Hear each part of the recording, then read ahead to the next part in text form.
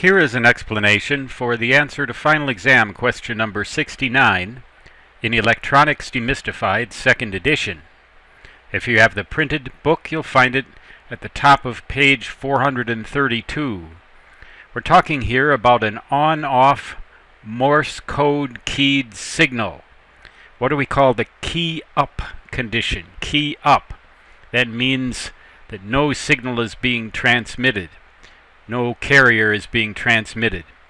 What we're seeing here is figure 9-2, which shows a graphical representation of what the word EAT, E-A-T, looks like when transmitted in Morse code. The shortest possible signal element, as we learned earlier, is 1 bit.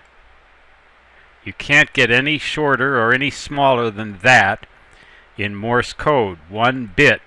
That's the length of an element called a dot or a dit. The letter E is 1 dit. The letter A, dida or dot dash. And the letter T, da or dash, which is 3 bits long. So the letter A, for example, here is 1 bit followed by a space or a key up condition of 1 bit and then a key down condition of 3 bits. Dida. Well, the mark condition represents key down. That's when a signal is being transmitted. And the space condition represents key up.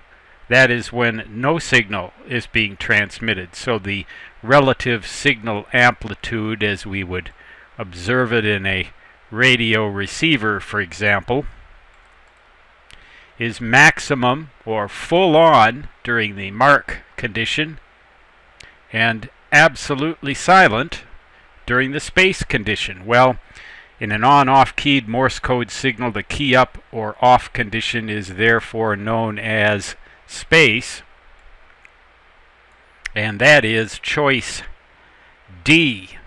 Choice D. Well, a little bit of an aside here. Sometimes Morse code is sent using frequency shift keying rather than on-off keying. In that case, the mark signal is represented by 1 frequency, and the space signal comes out at a slightly different frequency. The difference in the frequencies is called the offset, and that offset for ham radio operation in frequency shift keying, it's called the offset.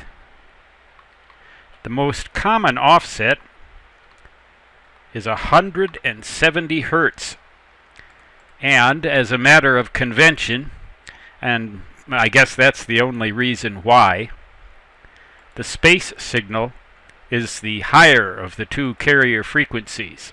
So the space signal is 170 Hertz higher in frequency than the mark signal is. But Morse code is rarely sent these days at all, let alone with frequency shift keying. A few ham radio operators still like to use Morse code. I am one of them. I just find it to be a kind of a almost mesmerizing mode. But I find that it's impossible to send and receive Morse code while I eat.